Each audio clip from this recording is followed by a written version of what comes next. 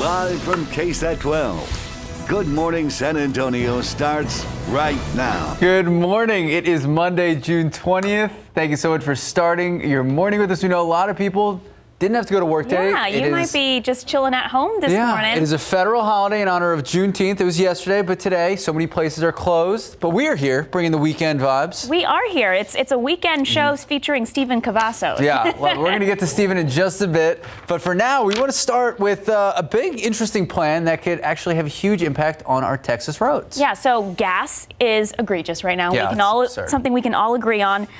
So I know there's been a lot of interest in going electric for some people. So Texas plans to place charging stations for electric cars every 50 miles on most interstates. That's right. So Texas is planning to add enough electric vehicle charging stations throughout the state to support 1 million vehicles, with dozens of new stations to allow for easier long distance travels. That's one of the big problems in Texas. It's not like the Northeast, you know, you can drive for about or California 12 hours and still be in Texas. So it's only a draft plan. It was released on Monday. The Texas Department of Transportation says this is going to be a 5-year plan starting with the main corridors and interstate highways before building stations in the rural areas. But I mean, Texas got a lot of rural areas. So here's the thing. Right now, only less than 1% of Texans' registered vehicles are electric.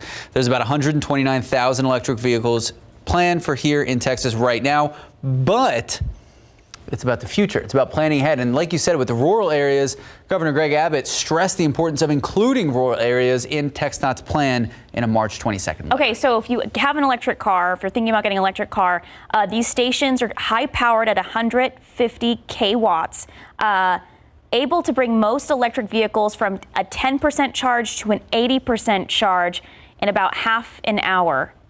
So I think the big part of the story is a lot of people don't get electric vehicles because they're like, there's not a gas station everywhere. This plan with billions and billions of dollars of federal money going to it, that's supposed to take that obstacle away. Yeah, but it's not going to happen for another 5 years. So if you're planning on, I'm just saying, like if you're, it's not going to happen. I'm trying here. I'm really trying. No, it's not going to happen overnight. Yeah. I mean, because I know we've talked about, you know, getting electric vehicles. I just did We're a hybrid. taking steps in the right direction. I mean, we got to save money somewhere. We're going to stop talking. Here's a look at today's 9 to 9. San Antonio police still searching for the suspects responsible for a deadly drive-by shooting on the south side over the weekend. That shooting ended with 2 men being shot and killed. 5 more are injured. Now, the victims were all attending a family barbecue on Patron Drive near Palo Alto. SAPD Chief Wayne McManus says this is the second drive-by shooting to happen to this house in 2 months. Travel headaches derailed holiday plans as airlines canceled more than 3,000 flights over the weekend. That's according to FlightAware. The cancellations are being blamed on rough weather, staff shortages, and infrastructure challenges. The increase in delays and cancellation comes just days after Transportation Secretary Pete Buttigieg met with airline CEOs to discuss improving performance in operations before the 4th of July. Distribution of Moderna's and Pfizer-BioNTech COVID vaccines for children is now underway. This all comes after the CDC director giving her final approval. All 12 members of the CDC's Advisory Committee on Immunization Practices voting to authorize both vaccines. These shots are recommended to prevent against COVID. The CDC reports that 113 monkeypox cases have been confirmed in 21 U.S. states and territories. Additional cases are now being reported in Indiana, Missouri, and here in Texas. Officials in Houston say the patient recently traveled internationally and is isolating at home. This is the second monkeypox case reported in Texas. The U.S. has ordered more than 300,000 additional doses of the vaccine for monkeypox. Today is the first time Juneteenth is being widely observed, with closures of federal agencies, banks, schools, and more. The official holiday was yesterday, but the closures are happening today. The holiday commemorates when Union Army General Gordon Granger arrived in Galveston, Texas, announcing slaves had been freed. That was 2.5 years after the Emancipation Proclamation. Today, the Prime Minister of Australia is rejecting calls for him to publicly demand the U.S. drop its prosecution of WikiLeaks founder and Australian citizen Julian Assange. The Australian government has been under mounting pressure to intervene since the British courts ordered Assange's extradition to the U.S. American prosecutors say Assange helped former U.S. Army intelligence analyst Chelsea Manning steal classified diplomatic and military information, then published it on WikiLeaks. The daughter of the Philippines president was officially sworn in as the new vice president of the Philippines. Her swearing in comes as her father's term in office is set to expire. She is set to begin her term at the end of the month. The Biden administration's now saying it's looking at removing some tariffs on Chinese imports and a possible pause in the federal gas tax as a way to fight inflation. Inflation in America is at an all-time high, with food costs and gas prices reaching record levels. Workers at an Apple store outside of Baltimore, Maryland, voting to unionize. It is the first such vote in an Apple store in the United States. The vote in favor of unionizing was 65 to 33. The workers were assisted by the International Association of Machinists and Aerospace Workers. Apple employees sent a letter to Apple CEO Tim Cook informing him of support of their plan. All right, 79 degrees at 9:04 this morning. Sarah, I was telling Max this morning, you walk out and the humidity, it just sticks to you, and then you can't stop sweating when you get into the AC for at least a good 30 minutes. Are you speaking from personal experience? No, for a friend. Yeah, it is humid out there right now, but during the peak heat of the day, that humidity is actually going to come down. Let's take a quick check of the aquifer. The aquifer itself is down 0.3 of a foot over the past 24 hours. The aquifer continues to fall very rapidly. We're at the lowest levels we've had since 2015 for 7 years. Molds are present, but they are low at 170, and even Saharan dust is not really going to be a major issue this week like it was last week. Let's take a look outside right now. We're at 80 degrees, and winds are from the south at about 6 miles per hour. We've got a few puffy cumulus clouds out there, but most of the day is going to be mostly sunny, and we'll be looking at a high temperature of 100 degrees. That triple-digit tally continues to rise. Coming up, we'll talk about how this year has compared to years past, and a small, measly chance for rain today. Yeah, you heard that right. So I'll have a look ahead in just a bit. All right, Sarah, thank you very much. Let's get a look at the roadways. It's been a pretty quiet start to this Monday, but we all know it's a federal holiday, so let's take a drive around town and see what you can expect. If you still have to head out the door right now, there's 35 at Benzingelman. Really, there's not been a lot to talk about. Now, we did have a crash earlier that was reported near I-10 and Crossroads. Thankfully, that is cleared out, but let's take a look at the wide view of the map because we do have another crash we have to watch closely here. It's over by 410 near the north side of San Antonio, northwest side, but 410 westbound at Evers Road is where we have that crash reported. Now, the good news here is that crash is not causing any delays with traffic, so just keep that in mind. But make sure that you watch out as you get the day going because you do have a few stalls over here off the US 90 westbound at Couples Road. Now, as a quick reminder, there are a few closures taking place, so just remember you can scan our QR code. I believe we have that up right now by tapping the center of your screen. That will take you directly to the KSAT traffic page. Remember to scroll to the bottom, and again, that has a list of the closures taking place in your area and anything else that could impact your drive time. Max, Sarah? Thank you, Stephen. A lot of top stories we're following this morning. A body discovered in the San Antonio River. Now an investigation is underway. San Antonio police say the man's body was found by a passerby early this morning around 3 near Commerce and St. Mary Streets. We're told that that body is of a man. All right, so details still limited at this hour. We are waiting to hear from police on official details. We're going to be following the story throughout the day, so make sure to stay with us as those updates become available on air and online at KSAT.com. Well, San Antonio police officers also investigating a shooting that happened just south of downtown. They say gunfire started in the parking lot of R&J Saloon. It's on South Flores around 3:15 this morning. So according to police, a woman got into her vehicle when a man dressed in black allegedly started shooting at her. The gunshots ended up hitting the woman's vehicle several times, and she was reportedly grazed in the hand by one of those bullets. Right now, officers are still looking for the shooter. In your morning headlines, new video and pictures showing a massive tornado tearing through a busy Chinese town. And something we've been talking about a little bit, a fire on a luxury yacht forcing passengers to jump off. Yeah, it's some pretty incredible video. So plus, the future of travel may be here as a new high-speed bullet train makes a debut, and polar bears are found living in a surprising place. RJ Marquez is with us this morning for these headlines. Good morning, RJ. Good morning, guys. Polar bears. It's their world. We're just living in it. Apparently. Right?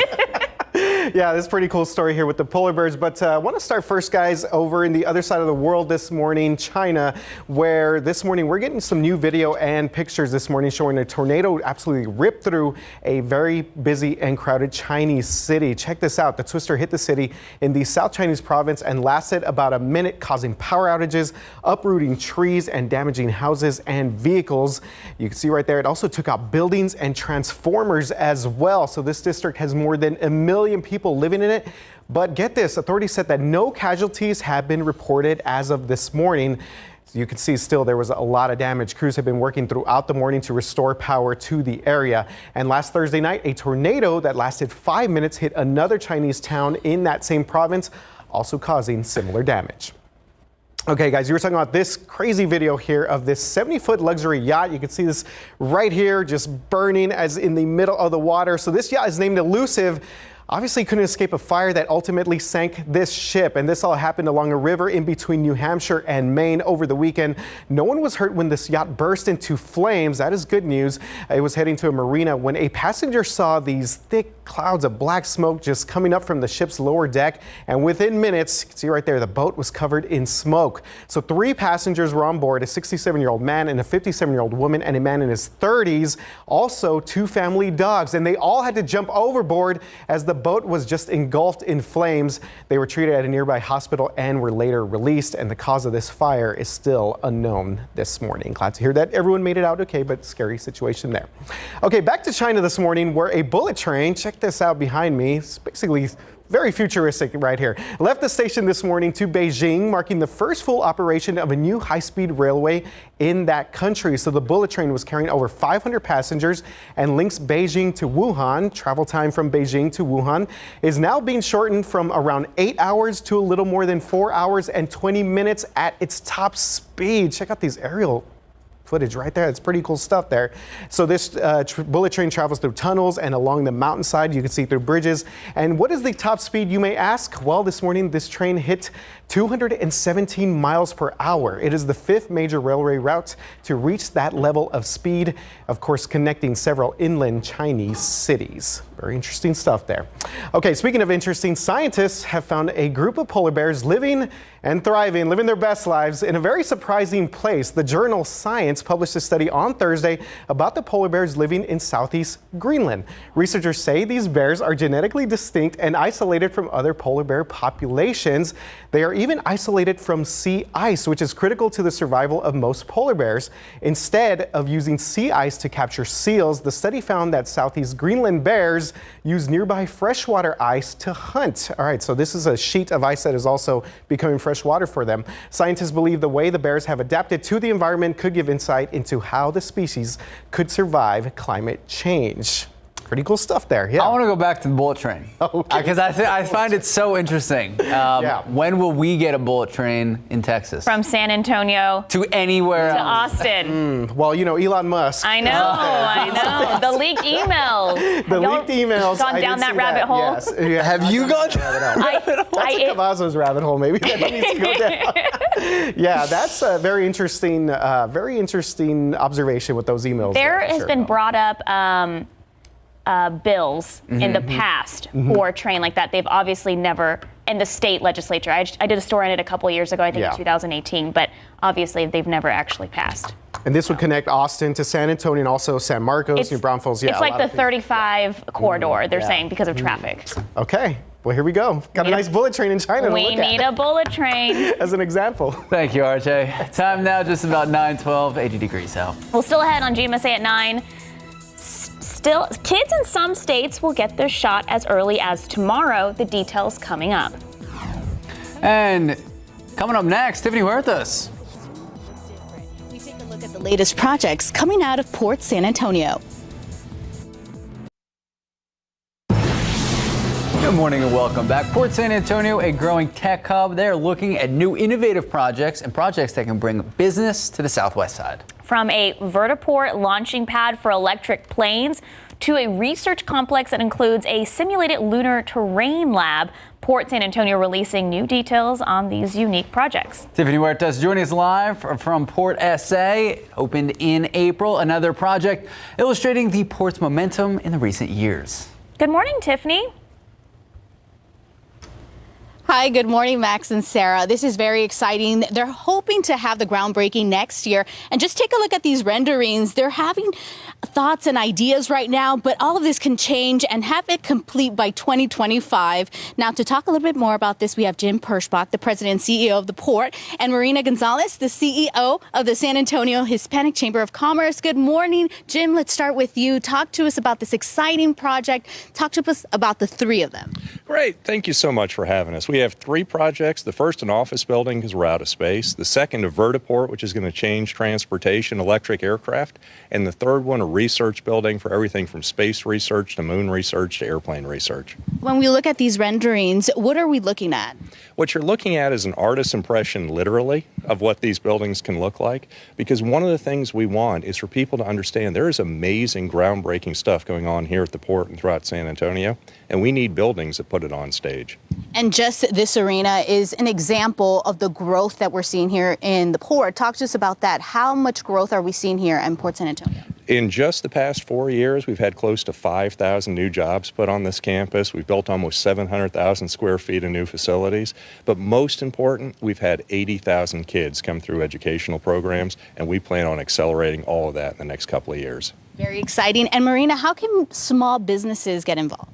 Well, yes, at the Hispanic Chamber, we've partnered here at the port and moved our headquarters here for that reason. So it's important that while we build this innovation center and while we progress as a city, that our small businesses have a part in that. So really our role at the Chamber and partnering with Jim and his team is to make sure that our members and members out there that are small businesses have access to be able to be considered when we're bidding for these options. Can you give us examples of some of these small businesses, of how they would be tied?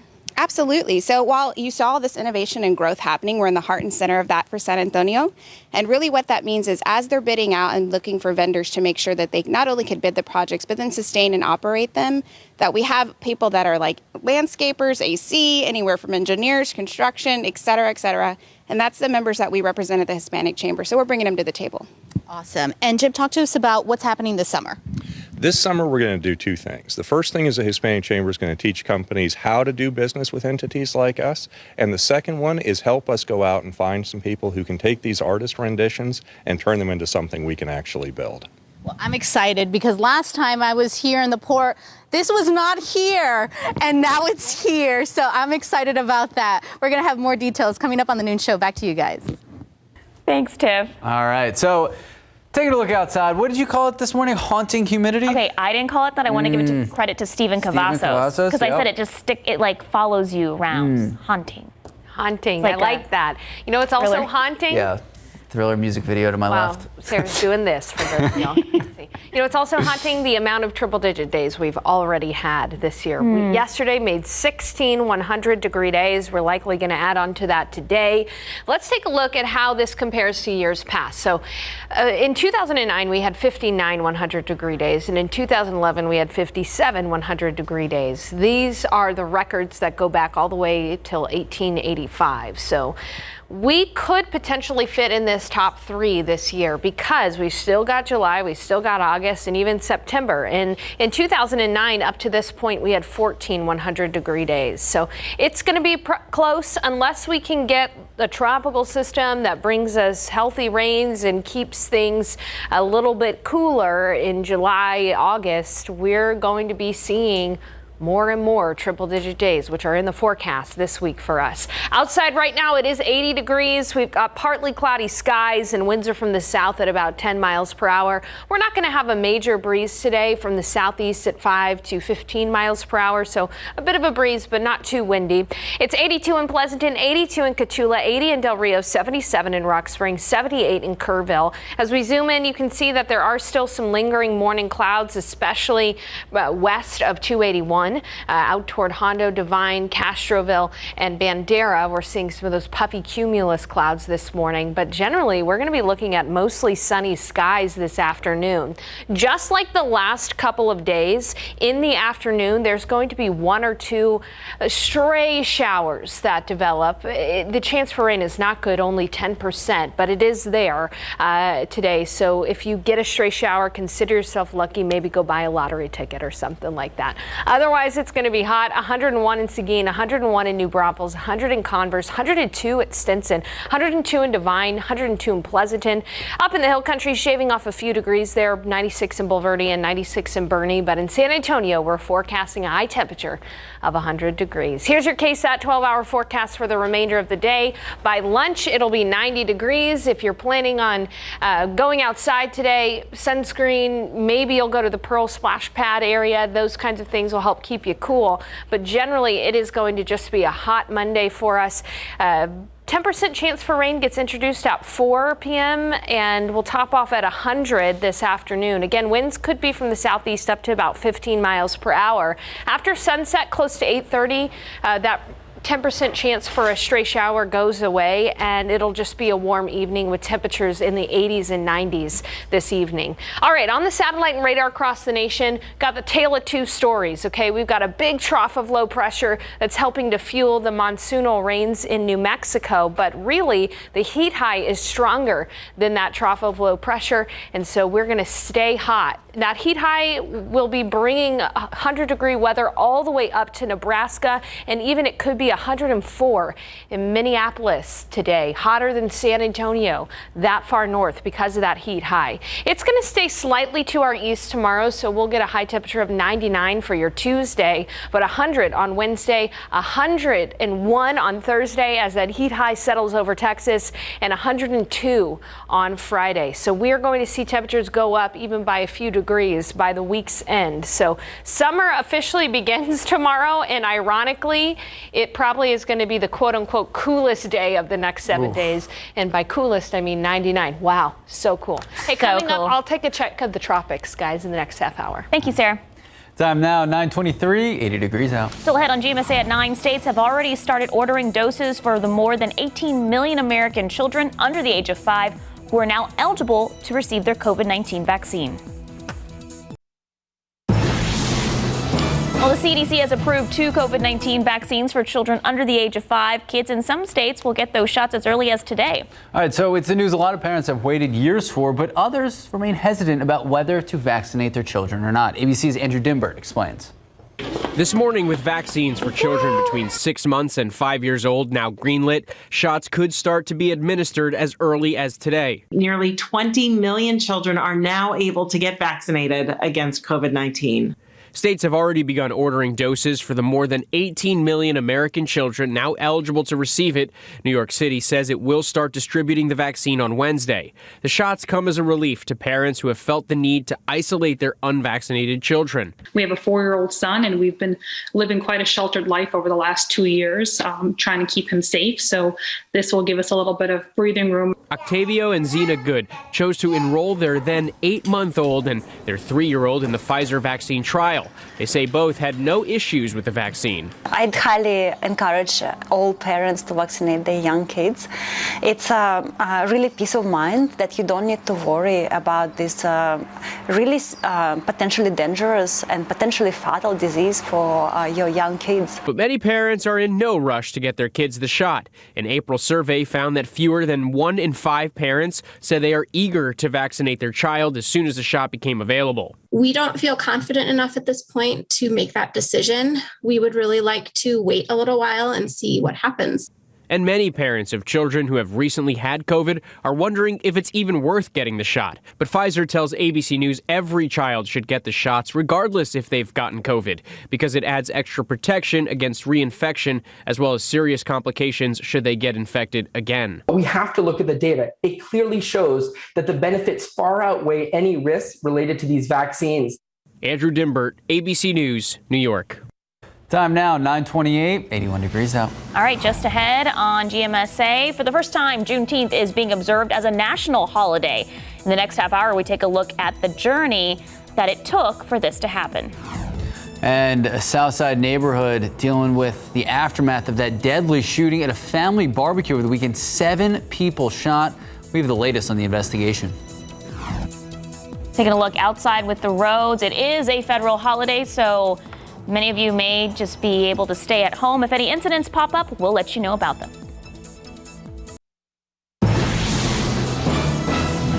Good morning, welcome back. It was a violent weekend here in San Antonio. A neighborhood shaken up after 7 people were shot on Sunday. 2 of those victims now dead from that shooting that happened on the city's south side. So people who live in the area tell our Lee Waldman that the gunfire sounded like fireworks and it was enough for them to question, when will the violence end? The yellow crime scene tape still blowing in the wind. The barbecue pit cold in the driveway. I told my husband, was that fireworks? He goes, no, that was a gun. There was some gunshots. Yeah, like it sounds like fireworks because none of that ever happens here. Neither of these neighbors wanted to show their faces. They're shaken up by what happened last night on their street. A family barbecue turning deadly. I still hear the little girl screaming. She was just, screaming, and I could hear a lady screaming. And I mean, it was like a nightmare. SAPD Chief William McManus says 2 men aged 45 and 46 died in the shooting on Patron Drive near I-35 South in Palo Alto. 5 other people were hurt and taken to the hospital. It's the second drive-by to happen at the house in 2 months, according to Chief McManus. I don't even know what to do, but it's scary. It's scary to know that something, happened so close. So close. It's always around, but it's never in our neighborhood at all. So, like I said, it's a big shock having it on my street too. Big shock. A man outside of the home was visibly upset, looking at the sky, asking why, and saying, "My sons." At this time, the medical examiner's office hasn't confirmed the identity of the 2 victims killed, and police are still looking for the person or people responsible. You're not safe anywhere, not even at church, not even at school. So it's getting bad. It's getting worse. Lee Waldman, KSAT 12 News. Well, Chief McManus mentioned his department is continuing to work with criminologists with UTSA to create a violent crime prevention plan for the city. He said this shooting was random but targeted, so it's hard to prevent these types of violent acts. All right, let's take a live look out at the Alamo City. 81 degrees this morning. So, Sarah Spivey, will we see triple digits again? It's likely, Max. It's likely that today would be our 17th day of 100-degree weather already this year. Let's take a look outside, though, because we are steadily warming up. It's already 80 degrees in San Antonio, and we do have partly cloudy skies. Take a look at the graphics for you. You can see that temperatures are near 80 degrees right now in San Antonio with south winds at about 10 miles per hour. But this is a look at the forecast high for the day today.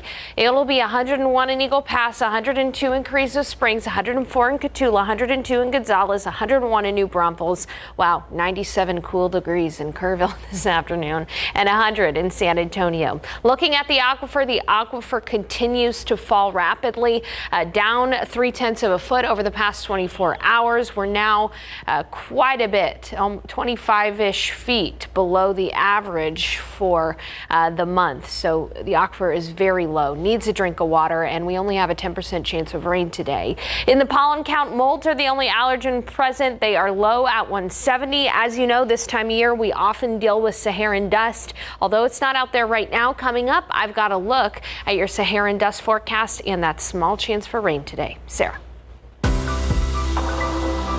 Thank you, Sarah. Well, today is the first time Juneteenth is getting its due. It's observed today since it fell on Sunday yesterday. So last year, it became a federal holiday at the last minute. It actually became a federal holiday on June 17th, so there was little time to really plan for that widespread celebration. Amy Kiley reports this year, the United States ready to recognize this historic day. Juneteenth means freedom. Today is the first time Juneteenth is being widely observed, with closures of federal agencies, banks, schools, and more. The official holiday was yesterday on a Sunday, so the closures are happening today. Last year, Juneteenth had become a federal holiday just 2 days earlier. By making Juneteenth a federal holiday, all Americans can feel the power of this day and learn from our history.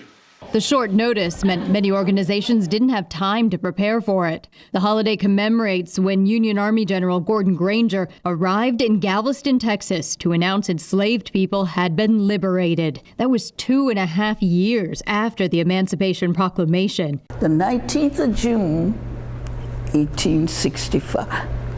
And oh, was that a day to be remembered.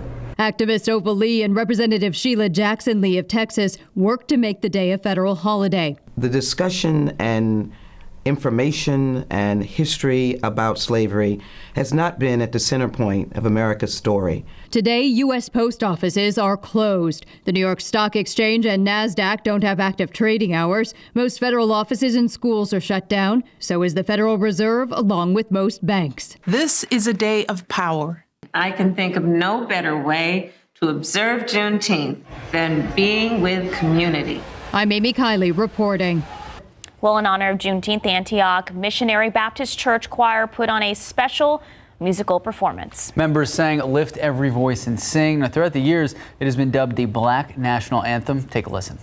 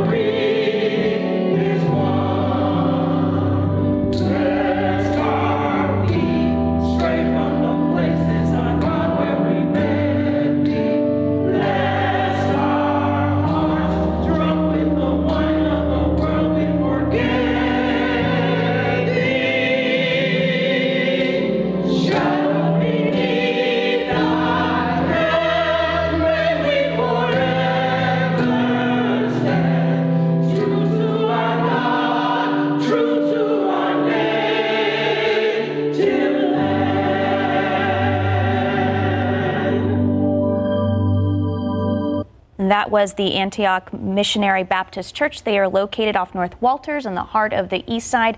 Beautiful job, beautiful voices, and shout out to Andrew Wilson and Alexis, some of our producers here who put that package together, that story together for you guys. Time now, just about 9:40, 82 degrees out.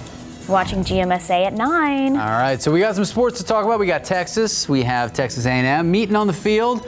No, it was not the gridiron. On the baseball diamond, College World Series in Omaha. We're going to tell you who came out on top and what comes next.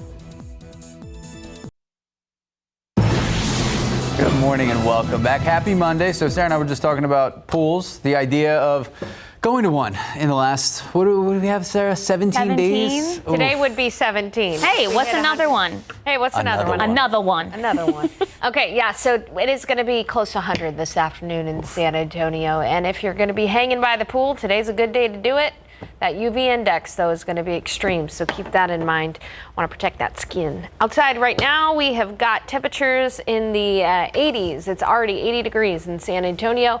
It's 84, though, in Pleasanton, 84 in Gonzales, 84 in Beeville, 82 in Cotulla, 79 in Hondo, and 80 in Kerrville. We're seeing these skies clear. The morning clouds are going away, and it's going to be a mostly sunny and hot day today. It's 81 in New Braunfels, 81 in Bulverde, 82 at Port SA, 79 in Bernie.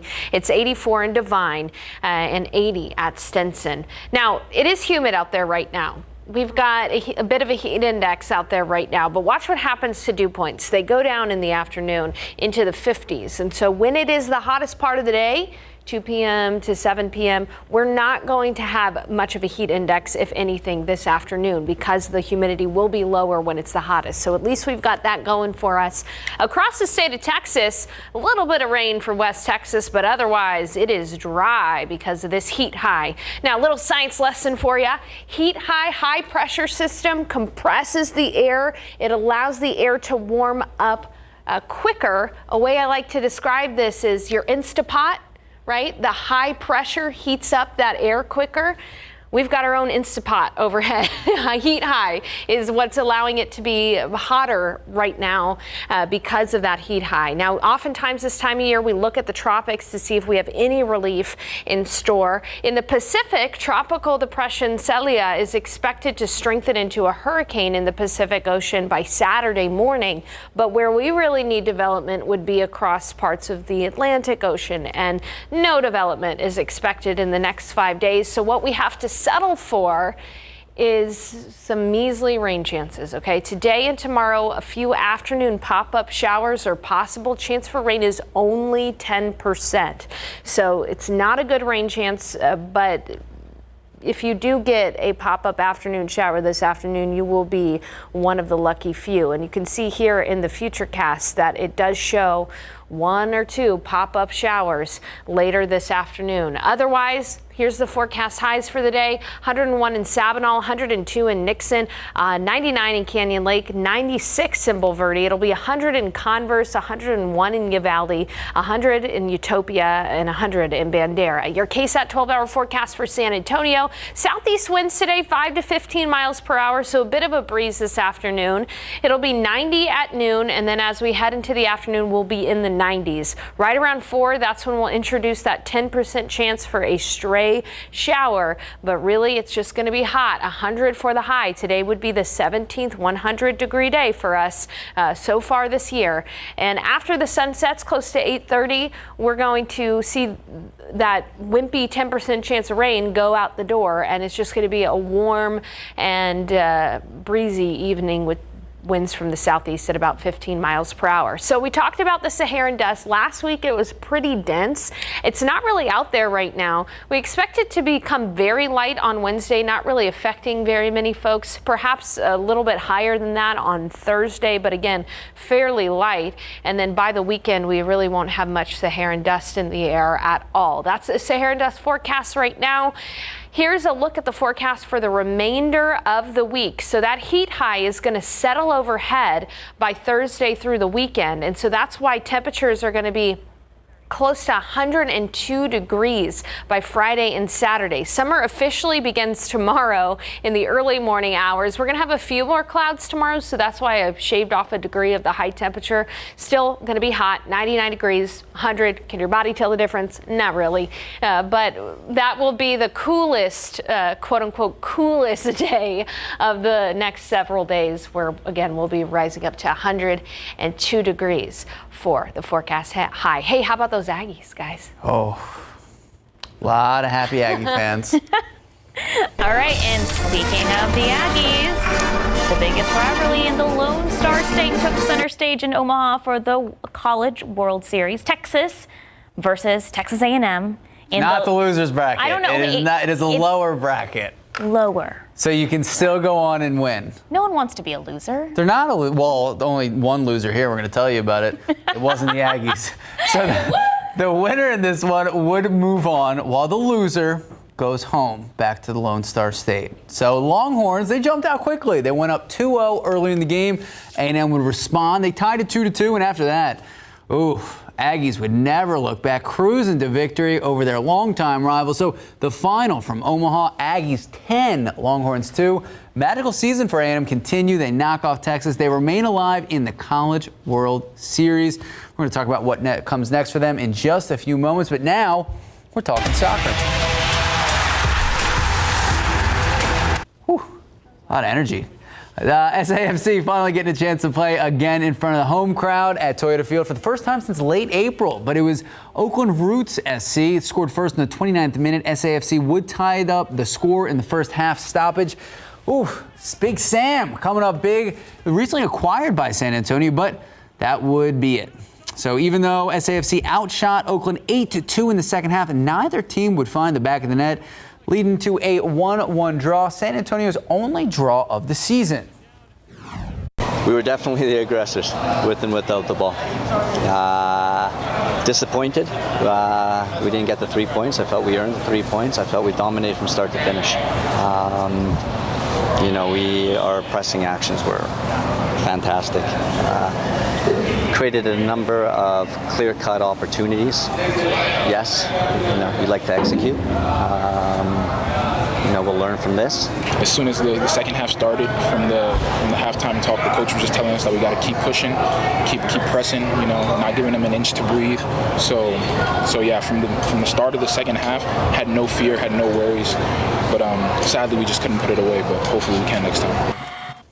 All right, so while this was San Antonio's only draw of the season, the Colorado Springs Switchbacks FC won their match Saturday night, taking on the Indy 11. Colorado now holds the first place spot with 33 points. SAFC, though, not too far behind. Second place, 31 points. So we got information about the long-awaited match between the top two teams in the West.